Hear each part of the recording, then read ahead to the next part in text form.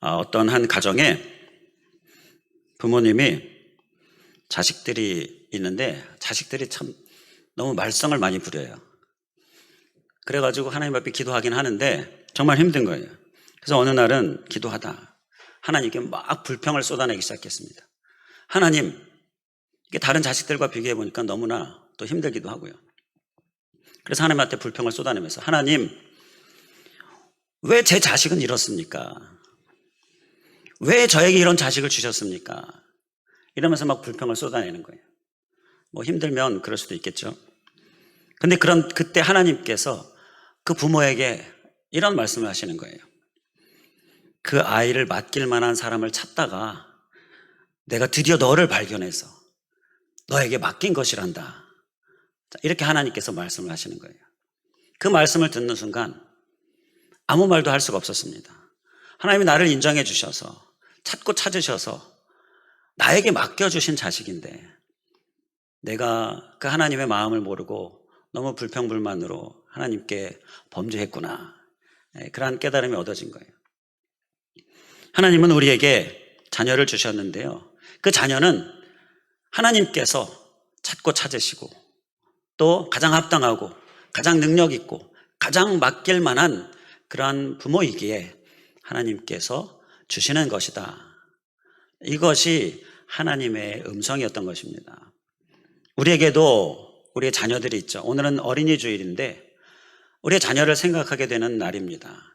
그래서 어린이라고 하면 나이 어린 어린이만 생각할 게 아니라 우리의 자녀, 성인이건 또 출가했건 지금은 청년이건 아니면 청소년이건 우리 모든 자녀들을 다 생각해야 할 그러한 날입니다. 그래서 오늘은 우리 말씀을 통하여서 주님께서 우리에게 원하시는 아버지의 모습, 부모의 모습, 그 모습을 우리가 함께 생각해 보고자 합니다. 오늘 말씀은 이 돌아온 탕자, 그런 제목으로 우리가 많이 알려져 있는 말씀이죠. 이 가정에 두 아들이 있었는데요. 큰아들과 작은아들. 그런데 작은아들이 내 몫을 달라고, 그리고 몫을 주니까 받아서 집을 나갔습니다. 나가서 잘 살면 좋았는데 못 살았습니다. 막 허랑방탕하게 살고 다 탕진합니다.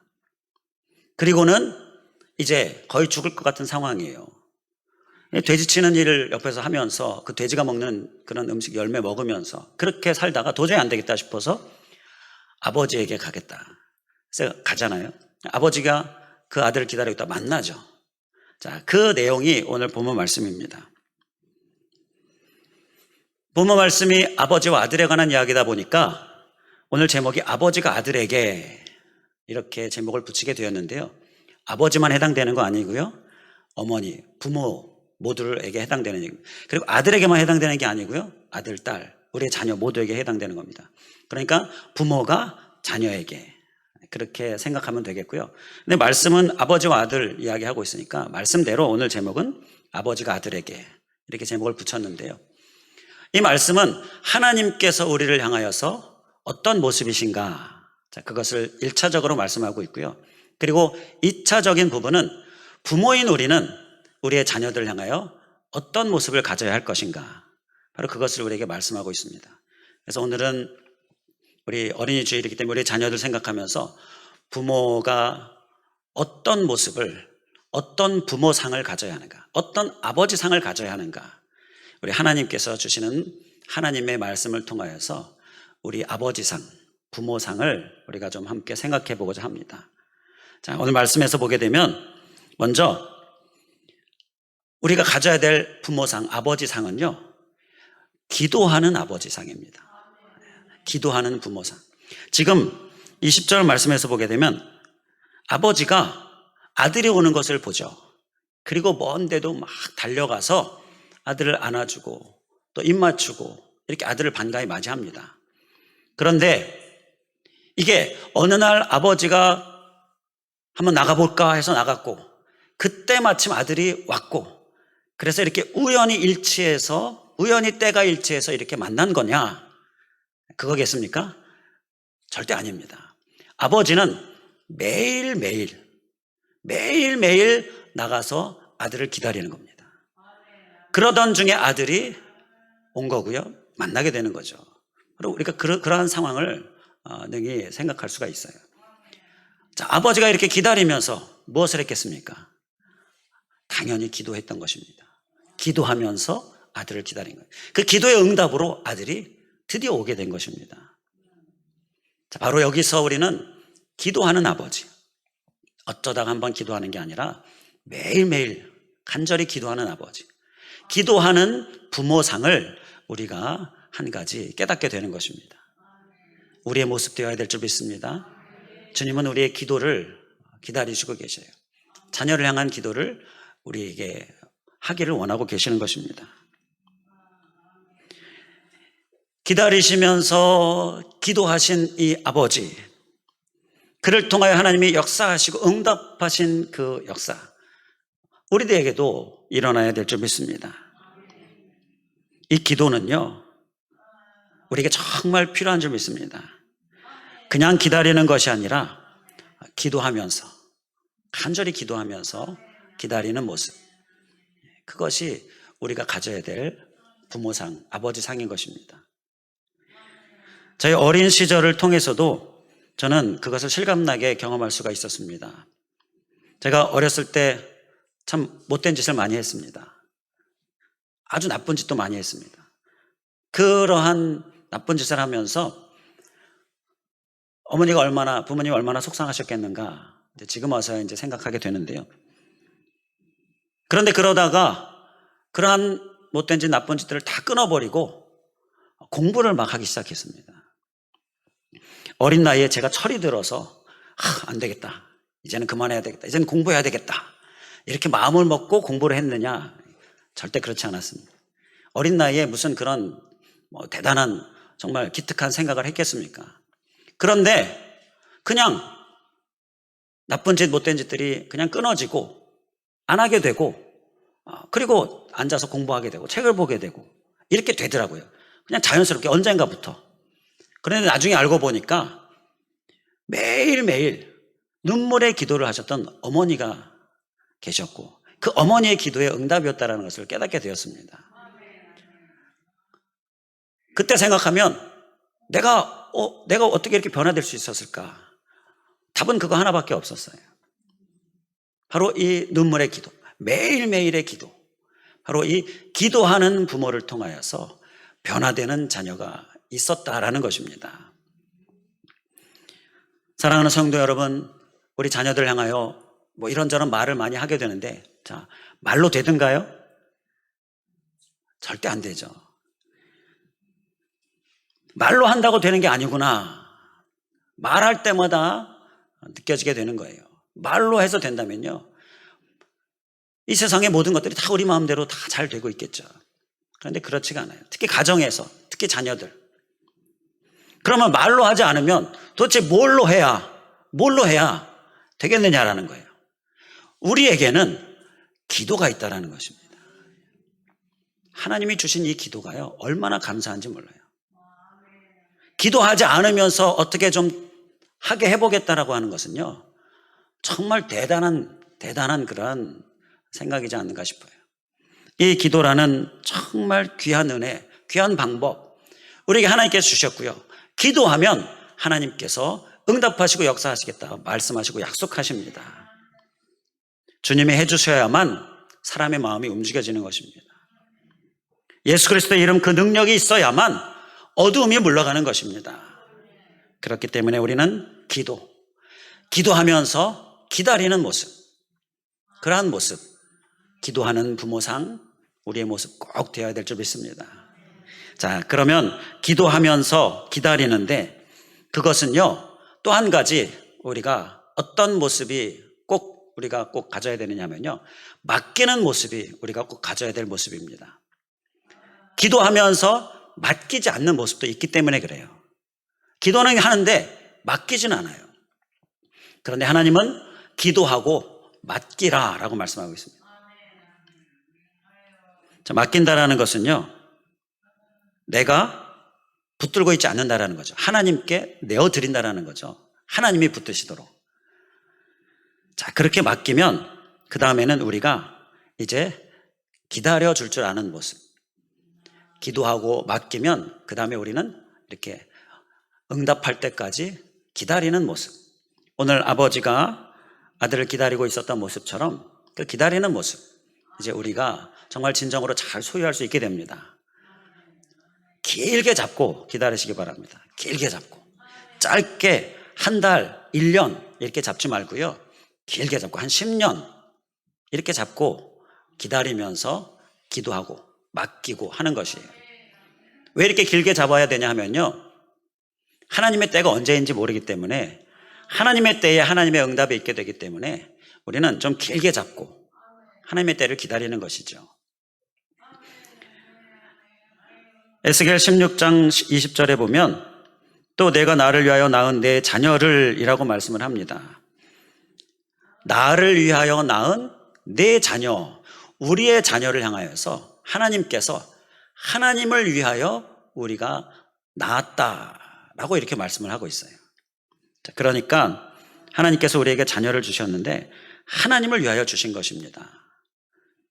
이 말씀은 우리가 하나님께 맡기면 하나님께서 책임져 주시겠다라는 말씀을 그 안에 포함하고 있어요. 그러니까 맡기지 않으니까 하나님이 책임져 주실 수가 없는 그런 상황을 우리가 생각하게 하는 것입니다. 내가 쥐고 있으니까 하나님의 손이 미치지 못하는 거예요.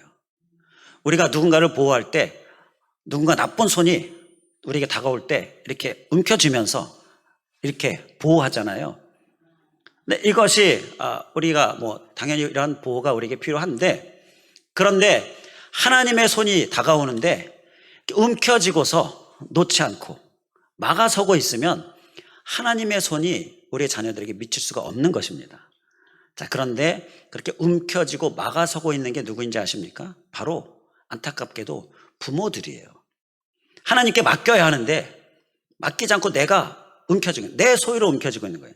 하나님께서 하나님을 위하여 우리에게 낳게 해주신 자녀인데, 그래서 우리는 우리의 자녀들을 향한 우리의 생각은 이렇게 하나님을 위하여 하나님께서 내게 주신 것, 그렇기 때문에 하나님께 맡기기만 하면 하나님께서 책임져 주신다라는 것, 이것을 우리가 꼭 기억하고 내가 움켜쥐고 내가 방해물이 되지 않도록 이렇게 맡기고 기도하는 부모상, 아버지상 우리가 꼭 소유하기를 간절히 바랍니다.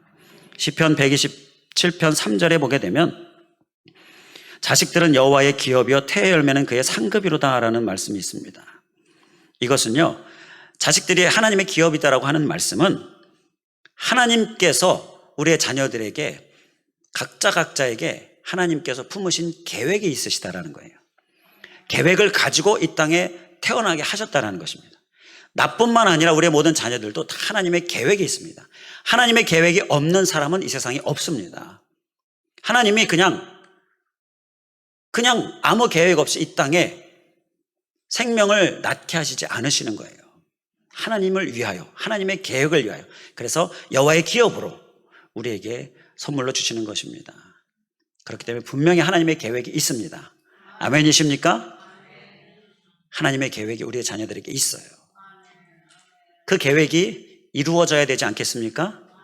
부모는 그 계획을 이루는 데 있어서 돕는 자가 되어야 되지 않겠습니까? 그러려면 하나님께 맡겨야 하는 것입니다.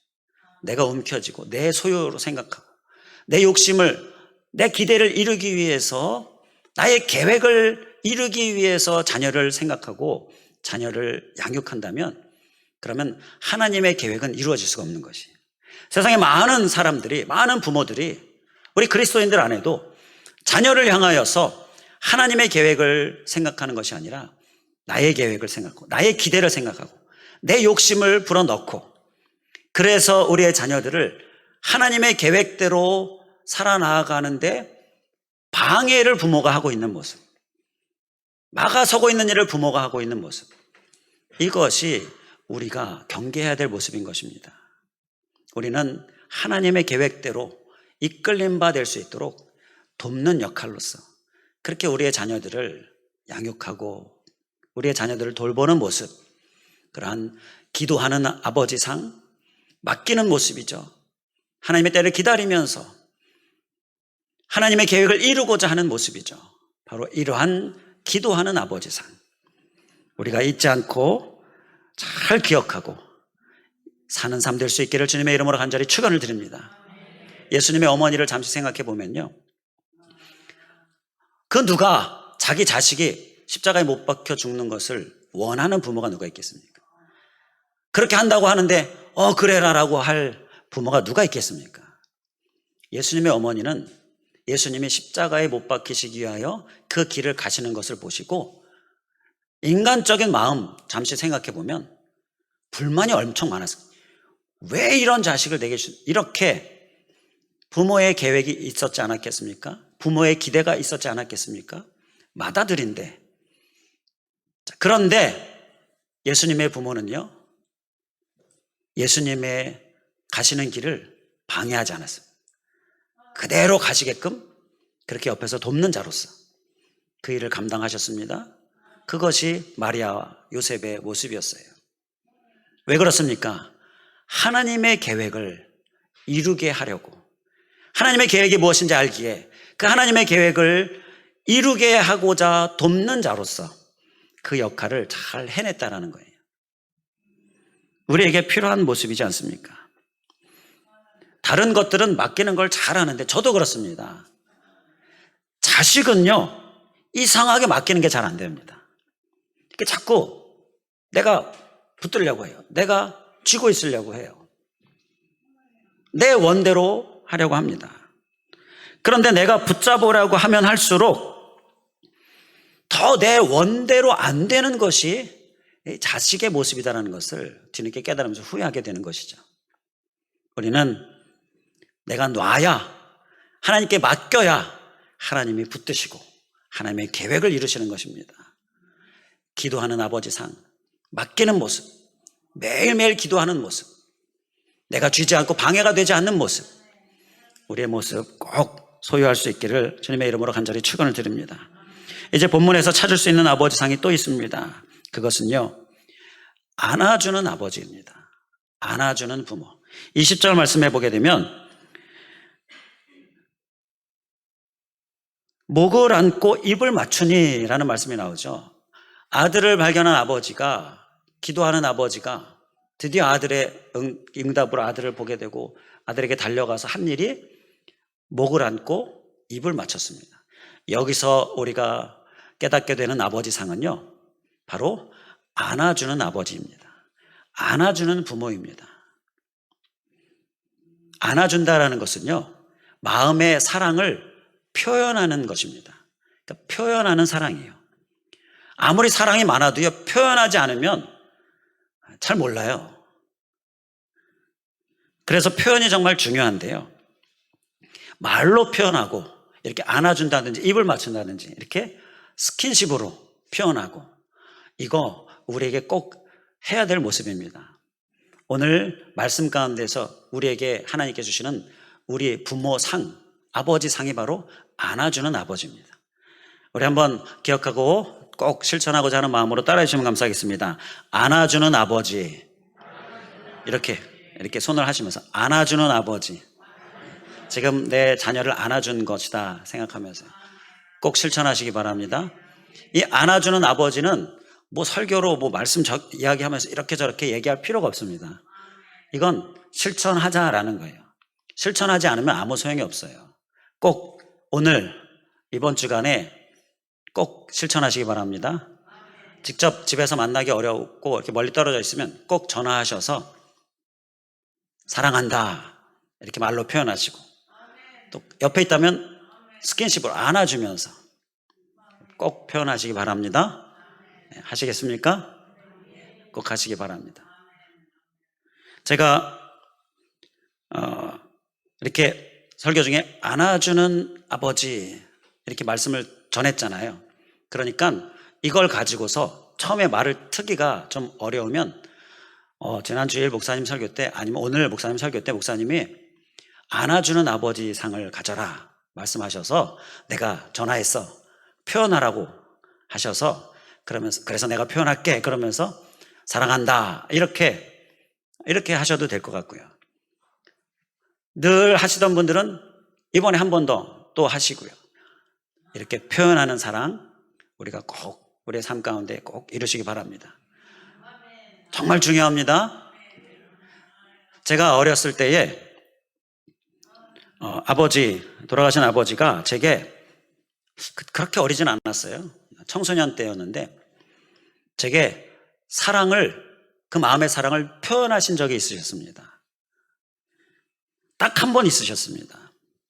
그런데 술에 좀 취하셔서, 전에 한번 말씀드린 적 있죠. 술에 좀 취하셔서 저를 부르시더니 막 억지로 끌어안고 막 볼을 비비고 이러는 거예요. 그 따끔따끔한 수염 볼을 비비고 끌어안고 그러시는 거예요. 좀 어색했는데 그게 제 마음 아주 깊숙이 뿌리를 내어서 가득 충만하게 아버지의 사랑이 내 마음 가운데 담기게 했었던 일이었습니다. 만약에 그렇게라도 하지 않으셨다면 제가 안아주는 아버지 상을 한 번도 경험하지 못했을 거예요. 그런데 그때 그 한 번의 경험이지만 얼마나 뿌리 깊게 자리 잡았는지, 얼마나 풍성하게 자리 잡았는지 아버지 생각하면 그때 표현하셨던 그 사랑이 느껴져요. 정말 깊이 박히더라고요. 술 드시고 표현하시라는 얘기는 아닙니다. 꼭 표현하시는 것이 아들에게 있어서는요, 매우 중요합니다. 그런데 이 사랑의 표현뿐만 아니라 자녀를 축복하는 일까지 하실 수 있기를 바랍니다. 이 안아주는 사랑은요, 사랑을 표현하고 자녀를 향하여 축복하는 거예요. 이 축복은 자녀들의 자존감을 높여줍니다. 성인 자녀이건 어린 자녀이건 상관없어요. 다 이 부모의 축복에 굶주려 있습니다. 21절 말씀에 보게 되면 아버지가 아들을 반기고 맞이한 아들에게 해준 일이 있습니다. 자, 21절에 보게 되면 좋은 옷을 입히죠. 손에 가락지를 끼워주죠. 발에 신을 신겨주죠. 자, 이러한 일들을 했습니다. 22절이네요. 22절에 보면 종들에게 이르되 제일 좋은 옷을 내어다가 입히고 손에 가락지를 끼우고 발에 신을 신기라. 이것은요, 지금 이 둘째 아들이 너무나 부끄러워서 아버지의 아들이라는 이러한 자격이 없다 생각하고요, 아버지에게 올 때 19절 말씀에 보게 되면 나를 품꾼의 하나로 보소서, 가서 이렇게 해야 되겠다라고 마음먹으면서 아버지에게 간 거예요. 이제 자기는 더 이상 아들일 수가 없는 거예요. 완전히 자존감이 바닥나 있는 상태입니다. 그래서 그냥 품꾼의 하나로 살아야 되겠다. 자, 그랬는데 아버지가 손에 가락지 끼워주고 발에 신을 신겨주고 좋은 옷을 입혀주고, 이것은요, 그 집의 아들이다라는 것을 드러내는 그러한 일이에요. 가락지 끼는 것은 아버지의 아들이다라는, 신을 신는 것도 그렇고요. 당시 품꾼이나 또 노예들은요, 신발을 신고 다니지 않았다라고 합니다. 그런데 그 신발이나 옷, 가락지, 이것은요, 그 집의 아들이다라는 것을 이렇게 나타내는 그런 상징적인 일들이에요. 자, 이 일을 경험한 아들이 그 완전히 바닥난 자존감이 어떻게 되었겠습니까? 다시 세워지게 되는 거죠. 다시 자존감이 높아지게 되는 것입니다. 부모의 칭찬과 부모의 복은 자녀의 자존감을 높여줍니다. 자존감이 높아야 하나님 앞에도 그리고 사람 앞에도 정말 합당하게 바르게 설 수가 있는 거예요. 이런 일들은요, 다른 사람은 할 수가 없습니다. 아버지만이 할 수 있습니다. 특히 아버지의 칭찬과 격려와 축복은요, 아들에게 그 마음 가운데 아주 깊이 뿌리 내리게 되고요, 자존감을 높여주게 되고요. 그렇기 때문에 꼭 실천하셔야 될 점이 있습니다. 사랑한다 표현하고, 그리고 또 축복하고 칭찬하고 격려하는 모습, 저와 함께 우리 모두 열심히 잘 실천할 수 있기를 주님의 이름으로 간절히 축원을 드립니다. 그것이 안아주는 아버지 상의 모습이에요. 자, 그리고 이제 또 한 가지 중요한 아버지 상이 있습니다. 그것은 가르치는 아버지입니다. 가르치는 아버지. 32절 말씀해 보면 나오는데요. 32절 우리 함께 찾으셔서 함께 한 목소리로 봉독하겠습니다. 32절입니다. 찾으셨습니까? 우리 함께 봉독하겠습니다. 시작. 이 내 동생은 죽었다가 살아났으며 내가 잃었다가 얻었기로 우리가 즐거워하고 기뻐하는 것이 마땅하다 하니라. 아멘. 지금 이 말씀은 집에 있는 큰아들에게 아버지가 가르쳐주고 있는 거예요. 큰아들이 집에 돌아온 둘째 아들 그에게 이렇게 잔치를 베풀고 아들로서 세워주는 이러한 아버지를 보면서 마음에 불만이 일어났습니다. 그러면서 30절에 보게 되면 그 동생을 동생이라고 하지 않고요, 이 아들 이렇게 얘기합니다.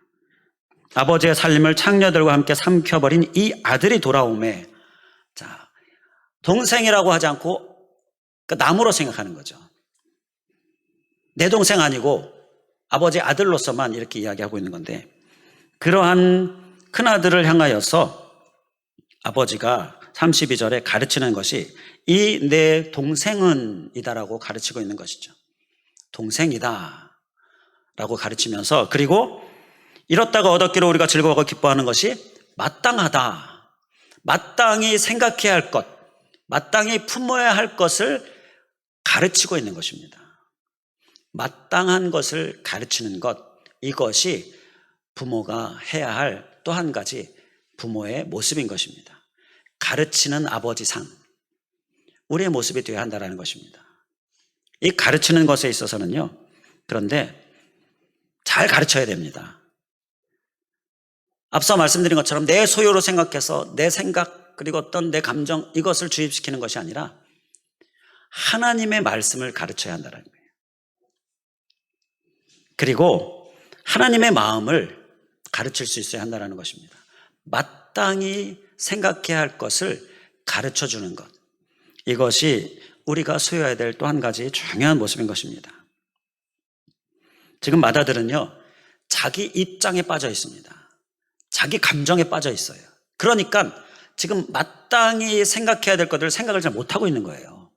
그러니까 지금 자기 입장에 너무 빠져 있지 말고, 자기 감정에 빠져 있지 말고 마땅히 생각할 바를 생각해라 라고, 마땅히 생각할 바를 지금 가르쳐주고 있는 아버지인 것입니다. 요즘 너무 가르치지 않는 것이 문제이지 않습니까? 그런데 또 한 가지 문제는 뭐냐 하면요, 올바른 가치관을 가르쳐야 되는데 올바르지 못한 가치관을 가르치는, 이기적인 가르침, 나만 살면 된다라는 그러한 가르침들을 가르치고 있는 것이 또 문제이고요. 이러한 문제의 부모가 되지 않으려면요, 우리는 마땅한 바를 가르쳐야 하는데, 그게 무엇이라고요? 하나님의 말씀입니다. 우리가 가르쳐야 될 것, 신명기 6장 7절에 보게 되면 내 자녀에게 부지런히 가르치며 집에 앉았을 때에든지 길을 갈 때에든지 누워 있을 때에든지 일어날 때에든지 말씀을 강론할 것이며 라고 말씀하고 있어요. 자, 이렇게 부지런히 말씀을 가르치라 라고 말씀하고 있습니다. 우리는 세상적인 가치관이 아니라 성경적인 가치관을 가르쳐서 심어주는 모습, 그것이 우리에게 필요한 것입니다. 자꾸 은연중에 세상적인 가치관을 자꾸 말하게 돼요. 하나님보다 돈을, 그리고 말씀 이런 것보다 공부, 자, 이러한 것들을 자꾸 이기적인 것들, 이러한 것들을 자꾸 이야기하게 되는데, 우리는 은연중에 자꾸 세상적인 가치관을 이야기하게 되는 것에 대해서 우리가 철저히 경계하면서 마땅히 하나님께서 원하시는 생각들을 우리가 가르치는 모습, 꼭 우리의 모습 되어야 될 점 있습니다. 디모데후서 3장 15절 17절에 보면 주의 교양과 훈계로 가르치는 것이 왜 중요한지 말씀하고 있습니다.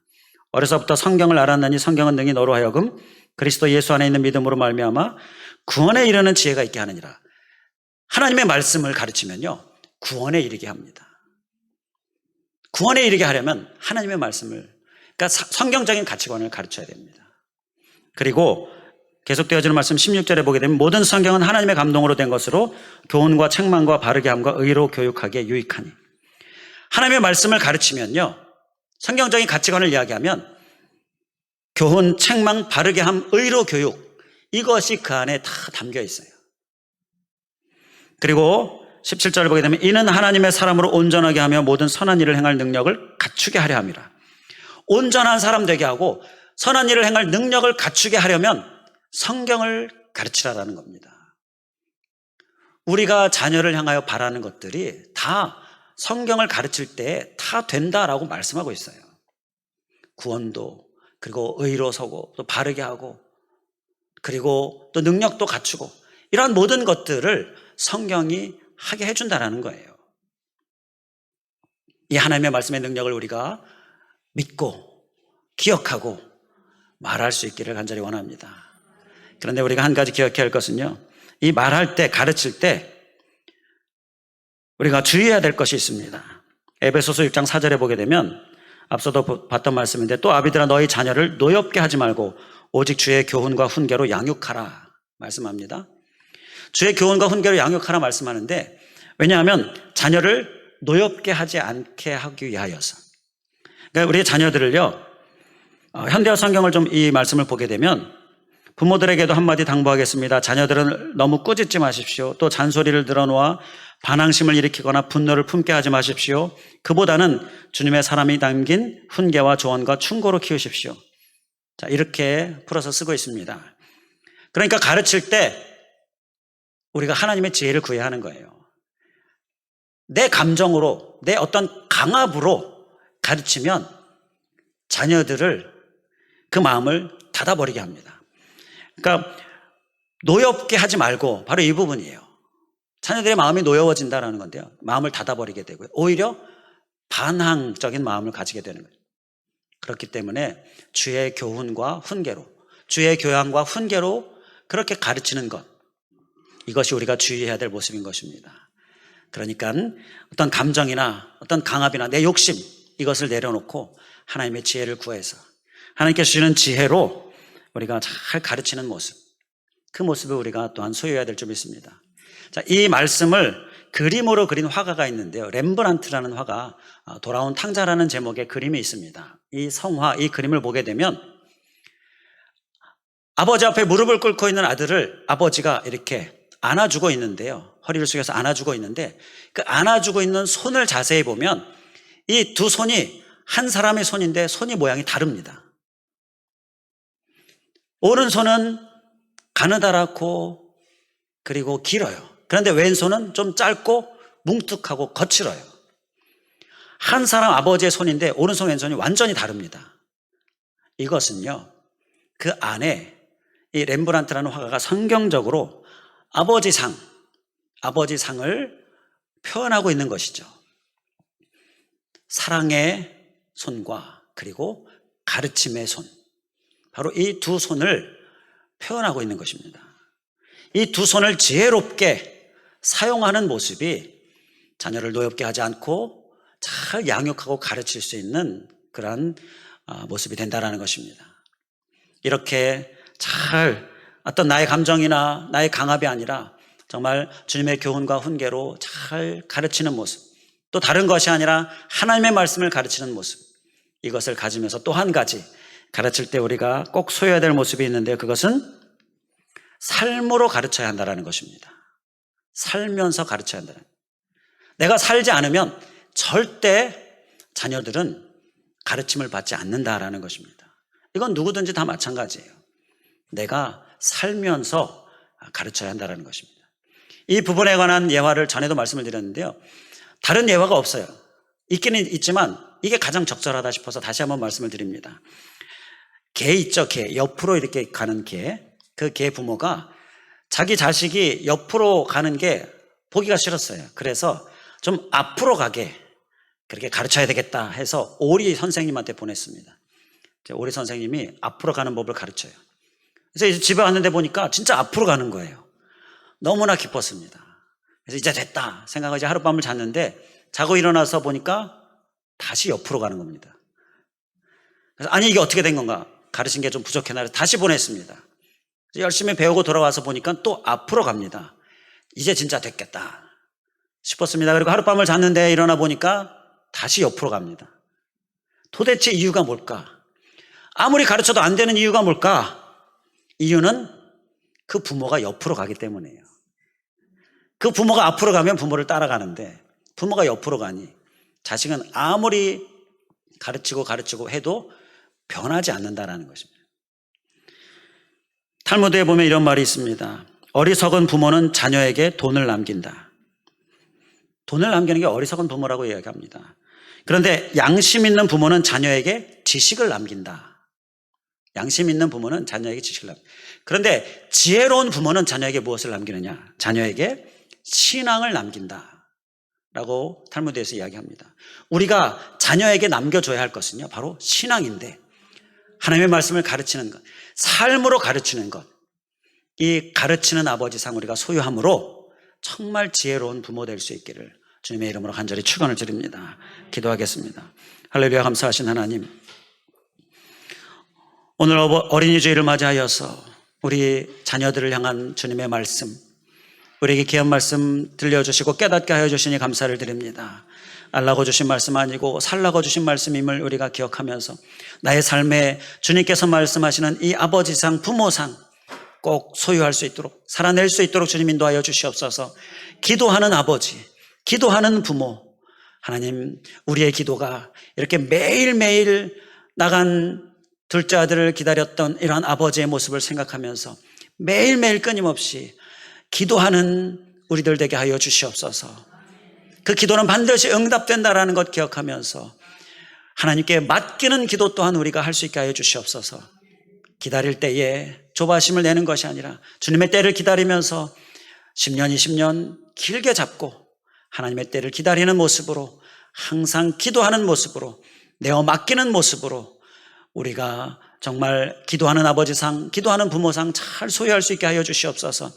우리는 자꾸 움켜쥐려고 하고 그렇게 정말 내 생각대로, 내 마음대로 자식을 키워보려고 하는데, 그런데 이것은 하나님의 손길을 방해하고 있는 것이고 내 자녀를 향한 하나님의 계획을 이루지 못하게 하는 모습이 될 수 있다는 것 우리가 기억하면서 내 계획이 아니라 하나님의 계획, 내 기대가 아니라 하나님의 기대에 맞게끔 하나님께서 하나님을 위하여 나에게 주신 것, 내가 합당하기 때문에, 내가 자격이 되기 때문에 나에게 주신 자녀이다라는 것, 그렇기 때문에 내가 능히 하나님께서 주신 기업으로 내가 상급되기 위하여서 능히 그렇게 하나님의 계획대로 내가 양육할 수 있다라는 것, 이 믿음 가지고서 우리가 열심히 기도하는 아버지 상으로 우리의 자녀들을 내어 맡기면서 주님의 계획대로 양육할 수 있는 우리들 되게 하여 주시옵소서. 또한 아버지 하나님, 안아주는 아버지 상 우리가 기억하면서 표현하는 사랑, 그 표현이 정말 우리의 자녀들에게 깊이 새겨진다는 것 우리가 생각할 때에 많은 표현 우리 안에 있게 하여 주시고, 또 말로써 또 행동으로써 안아주면서 이렇게 우리의 사랑을 표현하게 하여 주시고, 그리고 더 나아가서 칭찬하고 격려하고 축복함으로 우리의 자녀들의 자존감을 높이는 모습, 그러한 우리들 될 수 있도록 주님 인도하여 주시옵소서. 또한 아버지 하나님, 가르치는 아버지 상도 우리가 소유해서 이 세상 어떠한 것보다 하나님의 말씀을 가르치기에 힘쓰고 부지런히 가르치는 우리들 되게 하여 주시고, 가르칠 때에 행여나 마음이 다치지 않을 수 있도록 주님의 교훈과 훈계로 양육할 수 있도록 주님께 도움을 구하고 지혜를 구하고, 그리고 무엇보다 내가 살아내면서 그것이 가르침이 될 수 있도록 정말로 온전히 잘 가르치는 아버지 상도 우리가 소유할 수 있게 하여 주시옵소서. 간절히 간구하며 예수 그리스도의 이름으로 기도하옵나이다. 아멘.